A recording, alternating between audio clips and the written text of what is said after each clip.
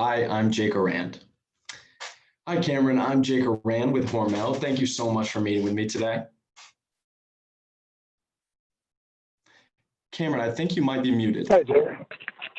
Yeah, I'm there. I can't see you though. Is your camera on? I apologize for that. Now we should be good. Oh, good to go. All right, so as you can see, a little bit of hiccups. I feel like that's the world that we're living in with COVID, but thank you so much for meeting with me today. I definitely appreciate it. And before this meeting, I really did want to go and see Vino Noir for myself. So I wanted to share with you. I actually went, I had the mushroom caps and a spinach salad and a glass of Sauvignon Blanc. And I really wanted to commend you on the atmosphere that you've created because I had a fantastic experience there. Cool. Thanks for coming. Appreciate it. Yeah, no, of course. It was really great. And with that being said, I know that your time is incredibly valuable. You're owning and operating 3 restaurants right now, but I do just want to get to know you just a little bit before we start this off. And I know personally, I've had experience with some friends of mine running restaurants. And so I know the stress and the amount of work that goes into this process. And so I just wanted to ask you, what is it that you love about these restaurants that keeps you pushing forward and trying to make sure that they're getting better every day?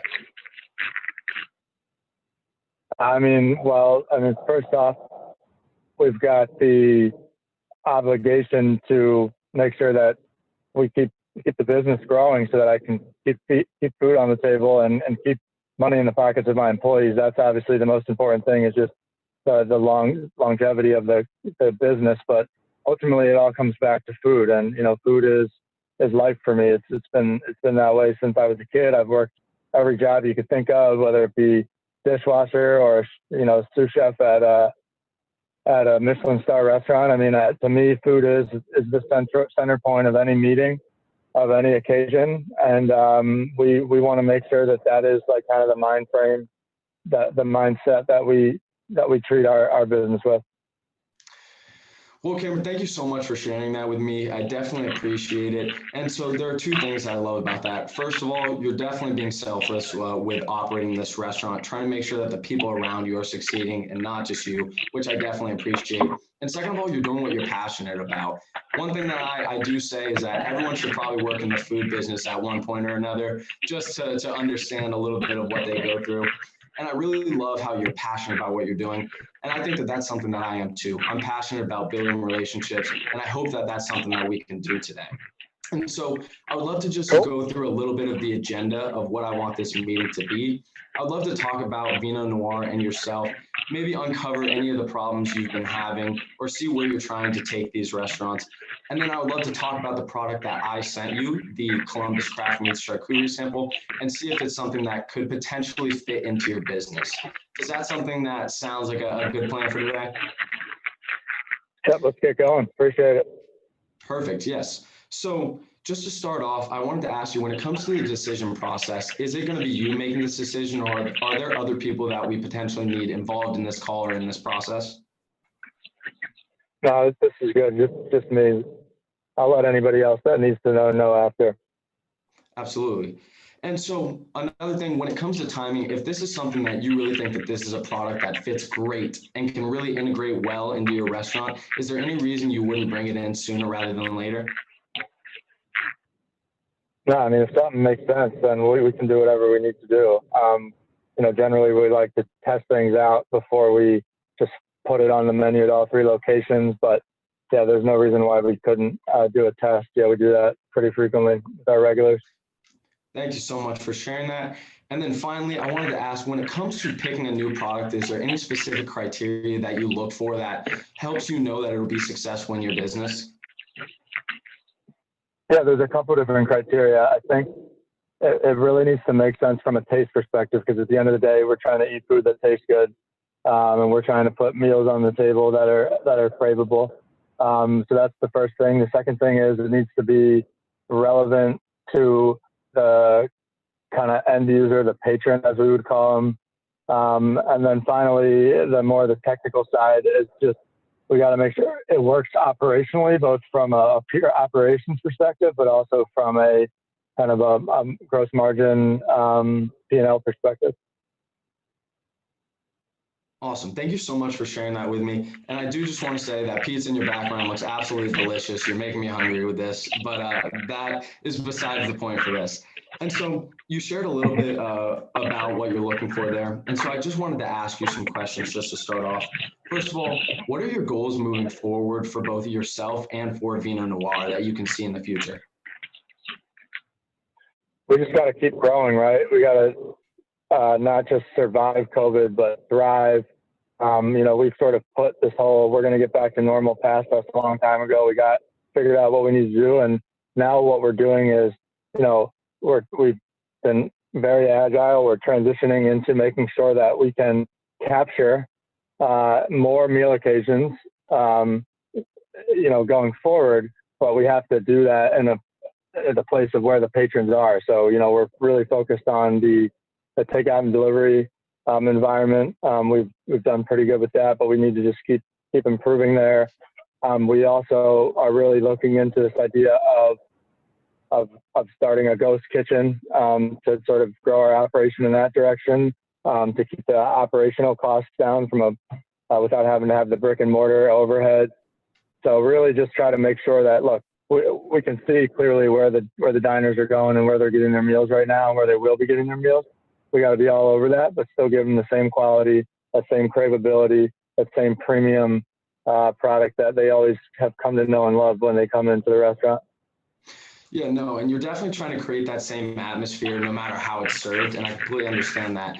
And so what would it mean to your business if you weren't able to potentially be giving those takeout opportunities and providing the atmosphere, considering how important the atmosphere is to your business itself? To be honest, it's not even an option, so I haven't even considered it. Mhm. And because of COVID and everything that's been happening, have you seen any decrease in revenue through that?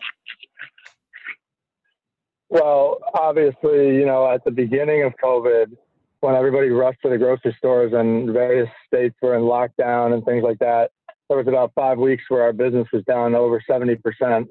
But since then, we've slowly kind of crept back upwards.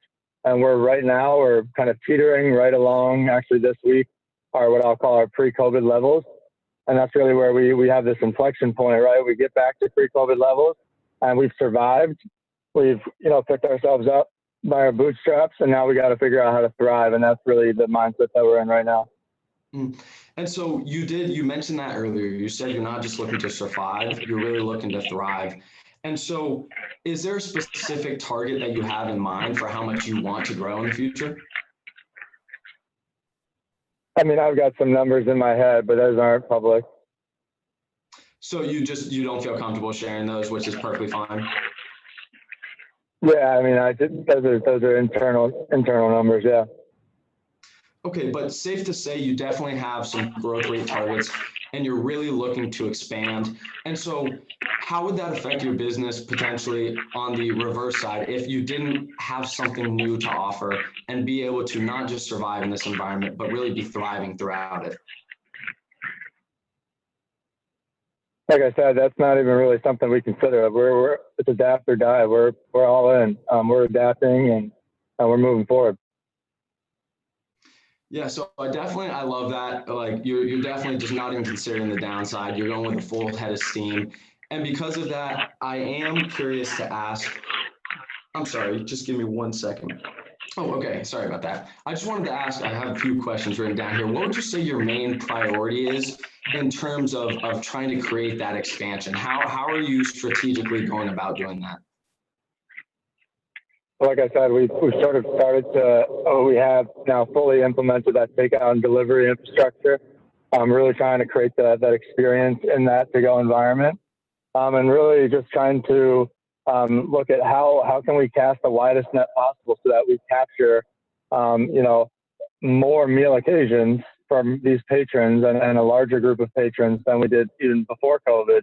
And so that's where the ghost kitchen comes into mind. That's really the concept that we've got our eye on right now. Yeah, and can I ask a little bit more about that ghost kitchen? What exactly do you mean by that, and what are your plans with that moving forward? Like I said, I'm going to hire a new chef to take care of the existing operation so I can go all in on that. But ghost kitchens, cloud kitchens, that's the hottest thing in food right now. And Basically it's just, instead of having people come in and eat at the restaurant, you partner with a third-party delivery service, or, we may do our own delivery service infrastructure.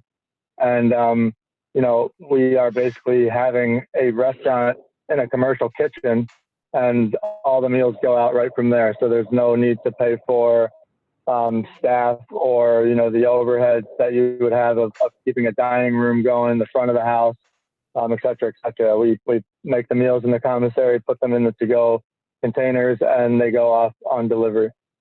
Yeah, so you talked a little bit about the overhead and those costs in particular. Is that something that you're really working to keep costs down during these times? Always looking to make sure that we are fiscally responsible, right? And at the end of the day, we got to keep all of our people employed, and that's one of the ways to do it. Yeah, no, I definitely appreciate that. I think that that's something that's really valuable that you're trying to do with your restaurant. And then the last thing that I just want to ask is, you mentioned that you are trying to integrate to a takeout service. Do you feel like your products are well suited for that environment? Yeah, I do. Yeah, they are. Obviously you don't have a whole lot of control over what a delivery driver does once that product gets in their car, which is why we're thinking about doing it in-house. But, I'm very comfortable with, it's a challenge to get to represent that brand the same way in a to-go environment, but that's one that we've sort of taken head on, and it's been actually kind of fun to figure out how that works.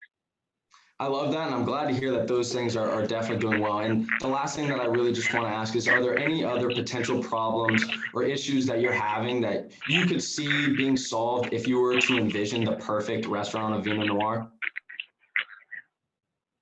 Well, I mean, everybody's got their problems. I think we're right where we need to be, and we're just going to continue to adapt and go all in on where the customers of the present and the future are, and not really think about what life was like before this, because there is no going back to pre-COVID. Yeah, and that's a great mindset to have, and I really do appreciate you sharing that with me. So just something that I want to go ahead and summarize what I've found throughout this conversation. So you talked a little bit about how during COVID, you're not just looking to survive, you're really looking to thrive, and you want to be able to capture more mealtime occasions and make sure that all of the options are on the table for you to continue to expand. You also talked about how there was a time where your revenues decreased about 70%, but you're really doing a good job of bringing your way back and trying to make sure that you are still pushing forward. And a lot of that is through a potential ghost kitchen with that new executive chef that you mentioned. And then finally, you said that you really want to be able to cast the widest net possible. And the reason that I really bring these things up is because I think a lot of these are really valuable. And I think that these are the areas to where we really want to make sure to focus on your growth. And we want to make sure that you're not just surviving, we're thriving, in your own words. You didn't have a specific number of what your growth targets are, but I know they're there. And I would love to share with you a product that could potentially help with those growth targets. If I could do that, would that be something that you're interested in? Yeah, let's get through it. Like I said, we're running out of time here. I got another meeting in a little bit. Yep, sounds great. I know that you are definitely busy, and so I will go ahead and share my screen with you. I know that I sent one over to you, but I would love to just tell you a little bit about the product that I sent. Columbus Craft Meats was founded in 1917 by two Italian immigrants, and I think that it's a fantastic product that could really help your growth. It's been going strong for over 100 years now. And so the first thing that I want to show you is that we really do it the right way. We do it the quality way, and we're making sure that you're getting a fantastic product. And Hormel is really pushing this product, especially since we acquired it in 2018, and now it's become a really big part of us. With that being said, I wanted to show you a great way that I think you could thrive and not survive. This right here, this picture that I'm showing you, is a simple word search on Instagram where you see over 1.2 million results. This is free marketing, and it shows you what people are thinking about this and the upward trend that charcuterie is taking. Do you kind of see how this is a product that's really growing in popularity and could be something that does a little bit of the marketing for you? Yeah, man, I've been eating charcuterie forever, so yeah, I'm fully on board. Exactly. So you said that, and then now it turns out everyone's starting to eat charcuterie. By about 2020, one-third of the US population are expected to turn to meat snacks for fast fuel, and 15% of consumers buy meat and cheese charcuterie plates at food service at least once every 90 days. Those are two statistics that I think are really, really impactful, and I think would be great for you to cast that wide net, make sure that you're getting all the customers back and creating a new experience for the people in the future. Those are things that I really find impressive about this product. And then next of all, I would love to talk about specifically the applications and how I think it can fit into your menu. So these are the main application ideas. I know that Pete's in the background. I'm sorry, what was that? What product are we talking about here? We're talking about the Columbus Craft Meats charcuterie sample that I sent over to you. Did you not receive that? Oh, okay. Oh, that, yeah. Now I remember. Thanks for mentioning. Yeah. Oh, yeah. That was, yeah. I buy that at the store sometimes. Is that a concern to where you think that that's something that you would just prefer to buy at the store? No, not necessarily. You hadn't mentioned the name of the item. I just, I get so many vendors sending me samples and things like that. Now I'm connecting the dots. Appreciate it. I apologize, but yes, so this is the product that I'm showing, and these are the applications, and I would love to show you how it can be really well integrated into your menu in a takeout environment. So when I look at your menu, I see that it's broken down into 3 sections: warm plates, salads, and cold plates. I would love to talk about some of the ways that I think it could be integrated. First of all, in the warm plate, it's something that would go great with a beautiful finger sandwich that could be taken to go. Next, I had that spinach salad that I mentioned, and I tell you what, I would have loved a little bit of salami in there because I know that I crave a little bit of meat sometimes, but that's just me. And finally, you have the cold plates, where I think that this could be integrated beautifully into your menu using some items that are already on it. You have the olives, you have the cheese plate with the fresh fruit, and that's actually a manchego cheese, which I saw, that pairs beautifully with a calabrese and a sopressata. This is something that I think in the takeout option, people would love to come in and they would love to grab a bottle of wine to go and could be incredibly satisfied with that experience that they're getting through that process. Do you see how this can really be integrated well into your menu and can be a great takeout item for other people to gather around and take that bottle of wine to go, which means a little more profits in your pocket? Yeah, like I said, I'm pretty familiar with how to use charcuterie. I guess you guys probably have some other customers using these products. So what kind of margins are they making on the charcuterie applications? So you just want to make sure that it's something that gives a good amount of profit? Yeah, just, as a restaurant, you look at your margins on a per menu item basis. So I'm just curious, trying to think in my head, if I put some meats on this board and make a board, how much is that menu item going to profit? Yeah, like, what are absolutely. some of your other customers saying? And so I do just want to say one thing I will show you is that the price per case is $58.12, which breaks down to $7.27 a package. And at 8 servings per package is 91 cents per package. And so you can definitely see how it's something that is up to you to price, but you can have a great successful way of showing how you can get that risk on return. And then I also want to show you, this is another wine bar that I worked with. I'll feel free to forward you this contact. And they said that they helped their revenue grow around 30% with the pandemic recovery and with this product integrated into their menu. So it really is something that offers a great return. And do you kind of see how that happens with this product? Yeah, I'm really, really interested in the margin structure. I mean, you can make a lot of revenue a lot of ways, but I'll connect those dots later. One of the things I'm curious about, you showed me some of those applications. Can I just buy the whole charcuterie board from you, or how does that work?